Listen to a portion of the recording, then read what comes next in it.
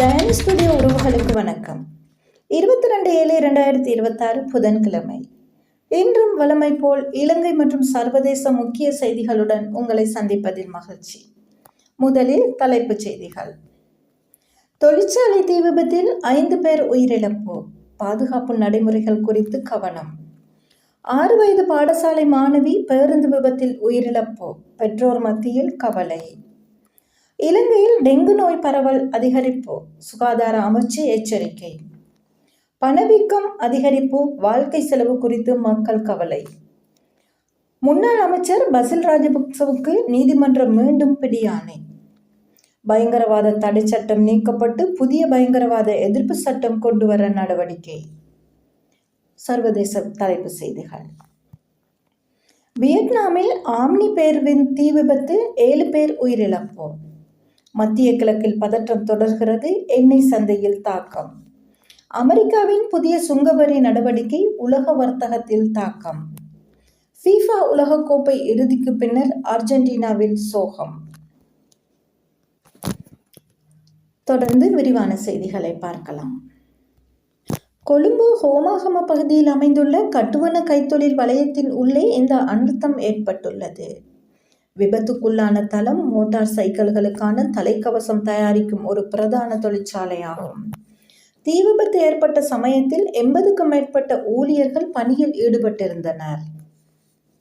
நேற்று காலை 10 மணி அளவில் திடீரென பற்றிய தீ கட்டிடத்தின் 3வது மாடி வரை பரவி பெரும் கரும்புகையை ஏற்படுத்தியது. இதனால் ஊழியர்களில் ஒரு பகுதியினர் மேல்தளங்களில் சிக்கிக் கொண்டனர். தீயை கட்டுப்படுத்த கோட்டை மற்றும் தெஹுவலை மாநகர சபைகளில் இருந்து 6 அதிநவீன தீயணைப்பு வாகனங்கள் சம்பவ இடத்துக்கு விரைந்தன. காவல்துறை, விமானப்படை மற்றும் இராணுவத்தினர் இணைந்து நடத்திய கூட்டு தேடுதல் நடவடிக்கையின் மூலம் 5 உடல்கள் மீட்கப்பட்டன. காயமடைந்த சிலர் உடனடியாக சிகிச்சைக்காக மருத்துவமனையில் அனுமதிக்கப்பட்டுள்ளனர். முதற்கட்ட விசாரணைகளின்படி மின்சார கசிவு காரணமாக இந்த விபத்து ஏற்பட்டிருக்கலாம் என தெரிவிக்கப்படுகிறது. இக்கோர விபத்து குறித்து உடனடியாக விரிவான மற்றும் முழுமையான விசாரணைகளை மேற்கொண்டு அவசர அறிக்கை சமர்ப்பிக்குமாறு சம்பந்தப்பட்ட அதிகாரிகளுக்கு அரசாங்கம் உத்தரவிட்டுள்ளது. பேருந்து விபத்தில் 6 வயது மாணவி உயிரிழப்பு. பாடசாலைக்கு சென்று கொண்டிருந்த 6 வயது மாணவி ஒருவர் பேருந்து விபத்தில் உயிரிழந்த சம்பவம் பெரும் சோகத்தை ஏற்படுத்தியுள்ளது. நேற்று காலை தாய் மற்றும் சகோதரருடன் குறித்த சிறுமி பாடசாலைக்கு செல்லும் போது இந்த விபத்து ஏற்பட்டுள்ளதாக தெரிவிக்கப்படுகிறது. தாய் மற்றும் சகோதரன் முதலில் பேருந்தில் ஏறிய பிறகு குறித்த சிறுமி ஏற முற்பட்ட போது தவறி விழுந்து சில்லுக்குள் சிக்கி பரிதாபமாக உயிரிழந்ததாக தெரிவிக்கப்படுகிறது. பாடசாலைக்கு அழைத்து செல்லும் பெற்றோர்கள் பிள்ளைகள் மீது கூடிய கவனம் செலுத்துவதை இந்த சம்பவம் மீண்டும் வலியுறுத்துகிறது. இந்த சம்பவத்தை தொடர்ந்து பாடசாலை மாணவர்களின் போக்குவரத்து பாதுகாப்பு குறித்து மீண்டும் கேள்விகள் எழுந்துள்ளன. மாணவர்களை ஏற்றிச் செல்லும் பேருந்துகள், பாதுகாப்பு நடைமுறைகள், ஓட்டுநர்களின் கவனம் மற்றும் வாகன பராமரிப்பு ஆகியன உறுதி செய்யப்பட வேண்டுமென பொதுமக்கள் வலியுறுத்துகின்றனர். டெங்கு நோய் பரவல் அதிகரிப்பு. இலங்கையில் டெங்கு நோயாளர்களின் எண்ணிக்கை தொடர்ந்து அதிகரித்து வருகிறது. மழையால் தேங்கும் நீரில் கொசுக்கள் பெருகுவதால் நோய் பரவல் அதிகரித்துள்ளதாக சுகாதார அதிகாரிகள் தெரிவித்துள்ளனர். வீடுகள், பாடசாலைகள் மற்றும் பொது இடங்களில் சுத்தம் பேணுவது மிக முக்கியம் என அறிவுறுத்தப்பட்டுள்ளது. காய்ச்சல் அறிகுறிகள் ஏற்பட்டால் தாமதிக்காமல் மருத்துவ உதவியை நாடுமாறும் கேட்டுக்கொள்ளப்பட்டுள்ளது.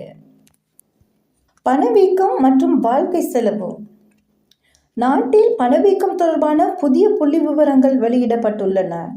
உணவுப் பொருட்கள், அத்தியாவசிய பொருட்கள் மற்றும் சேவைகளின் விலை மாற்றங்கள் பொதுமக்களின் வாழ்க்கை செலவில் தாக்கத்தை ஏற்படுத்துகின்றன.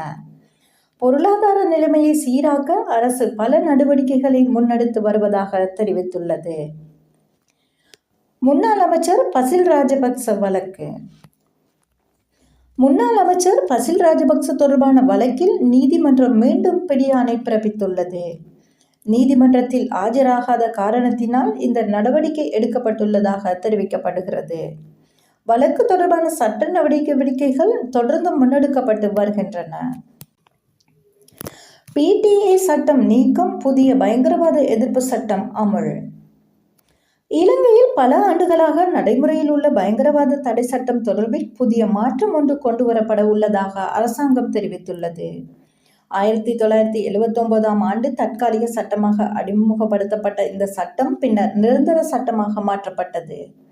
பயங்கரவாத நடவடிக்கைகளை கட்டுப்படுத்தும் நோக்கில் கொண்டுவரப்பட்டாலும் காலப்போக்கில் இந்த சட்டம் சில பிரிவுகள் தொடர்பாக உள்நாட்டிலும் சர்வதேச அளவிலும் பல்வேறு விமர்சனங்கள் முன்வைக்கப்பட்டன.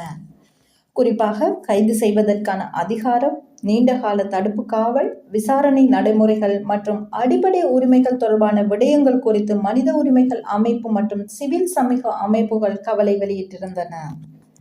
இந்நிலையில் தற்போதைய அரசாங்கம் PTA சட்டத்தை நீக்கி அதற்கு பதிலாக புதிய பயங்கரவாத எதிர்ப்பு சட்டம் ஒன்றை கொண்டுவரும் நடவடிக்கைகளை முன்னெடுத்து வருவதாக அறிவித்துள்ளது. புதிய சட்டத்தின் மூலம் தேசிய பாதுகாப்பை உறுதி செய்தல், பயங்கரவாத நடவடிக்கைகளை தடுப்பது, அதே நேரத்தில் குடிமக்களின் அடிப்படை உரிமைகளை பாதுகாப்பது ஆகியவற்றை சமநிலைப்படுத்துவதே நோக்கம் என அரசாங்கம் தெரிவித்துள்ளது. புதிய சட்டத்தின் வரைவு தயாரிக்கப்பட்டு வருவதாகவும் அமைச்சரவை ஒப்புதலின் பின்னர் நாடாளுமன்றத்தில் சமர்ப்பிக்கப்படும் எனவும் தெரிவிக்கப்பட்டுள்ளது. இதற்கிடையில் சட்ட வல்லுநர்கள் மற்றும் மனித உரிமை செயற்பாட்டாளர்கள் புதிய சட்டம் சர்வதேச மனித உரிமை தரநிலைக்கு ஏற்ப அமைக்கப்பட வேண்டும் என வலியுறுத்துகின்றனர். அதேவேளை தேசிய பாதுகாப்புக்கு எவ்வித பாதிப்பும் ஏற்படாத வகையில் சட்டம் உருவாக்கப்பட வேண்டும் என பாதுகாப்பு தரப்பினர் கருத்து வெளியிட்டு வருகின்றனர். மொத்தத்தில் பல தசாப்தங்களாக விவாதிக்கப்பட்டு வரும் PTA சட்ட மாற்றம் இலங்கையின் பாதுகாப்பு மற்றும் மனித உரிமைகள் தொடர்பான முக்கியமான சட்டமாக மாற்றப்படும் என பார்க்கப்படுகிறது. அடுத்ததாக சர்வதேச விரிவான செய்திகள். வியட்நாம் பேருந்தில் தீ விபத்து. வியட்நாமில் பயணிகள் பேருந்து ஒன்று தீப்பிடித்து எரிந்ததில் 7 பேர் உயிரிழந்துள்ளனர். அதிகாலை இடம்பெற்ற இந்த விபத்தில் பேருந்து கட்டுப்பாட்டை இழந்து விபத்துக்குள்ளான பின்னர் தீ பரவியதாக தெரிவிக்கப்பட்டுள்ளது. சில பயணிகள் வெளியேற முடியாமல் சிக்கியதாக கூறப்படுகிறது. சம்பவம் தொடர்பாக அதிகாரிகள் விசாரணைகளை மேற்கொண்டு வருகின்றனர். மத்திய கிழக்கில் பதற்றம். மத்திய கிழக்கில் நிலவும் அரசியல் மற்றும் பாதுகாப்பு பதற்றம் தொடர்ந்தும் நீடித்து வருகிறது. இதன் தாக்கமாக சர்வதேச எண்ணெய் சந்தை மற்றும் உலக பொருளாதார நிலை குறித்து கவலைகள் எழுந்துள்ளன. பல நாடுகள் நிலைமையை உன்னிப்பாக கவனித்து வருகின்றன. அமெரிக்காவின் புதிய வரி நடவடிக்கைகள்.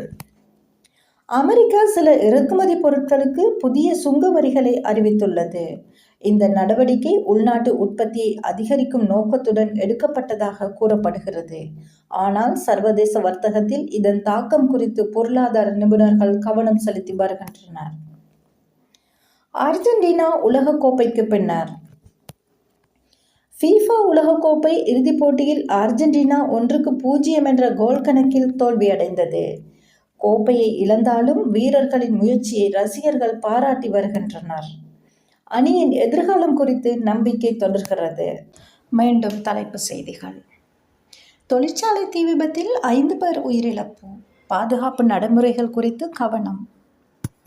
6 வயது பாடசாலை மாணவி பேருந்து விபத்தில் உயிரிழப்பு. பெற்றோர் மத்தியில் கவலை. இலங்கையில் டெங்கு நோய் பரவல் அதிகரிப்பு, சுகாதார அமைச்சு எச்சரிக்கை. பணவீக்கம் அதிகரிப்பு, வாழ்க்கை செலவு குறித்து மக்கள் கவலை. முன்னாள் அமைச்சர் பசில் ராஜபக்சவுக்கு நீதிமன்றம் மீண்டும் பிடியாணை. பயங்கரவாத தடை சட்டம் நீக்கப்பட்டு புதிய பயங்கரவாத எதிர்ப்பு சட்டம் கொண்டு வரும் நடவடிக்கை. வியட்நாமில் ஆம்னி பேருந்து தீ விபத்து, 7 பேர் உயிரிழப்பு. மத்திய கிழக்கில் பதற்றம் தொடர்கிறது, எண்ணெய் சந்தையில் தாக்கம். அமெரிக்காவின் புதிய சுங்கவரி நடவடிக்கை உலக வர்த்தகத்தில் தாக்கம். FIFA உலகக்கோப்பை இறுதிக்கு பின்னர் அர்ஜென்டினாவின் சோகம். இவை இன்றைய முக்கிய இலங்கை மற்றும் சர்வதேச செய்திகள். மேலும் உடனுக்குடன் நம்பகமான செய்திகளுக்காக தயானி ஸ்டுடியோ சேனலை தொடர்ந்தும் பார்வையிடுங்கள். இதுவரை சப்ஸ்கிரைப் செய்யாதவர்கள் சப்ஸ்கிரைப் செய்து பெல் ஐக்கானை அழுத்துங்கள் மற்றும் லைக், ஷேர் பண்ணி ஆதரவு தாருங்கள். மீண்டும் மற்றும் ஒரு முக்கிய செய்திகளுடன் உங்களை சந்திக்கும் வரை உங்களிடமிருந்து விடைபெறும் நான் உங்கள் அன்பின் தயானி. நன்றி, வணக்கம்.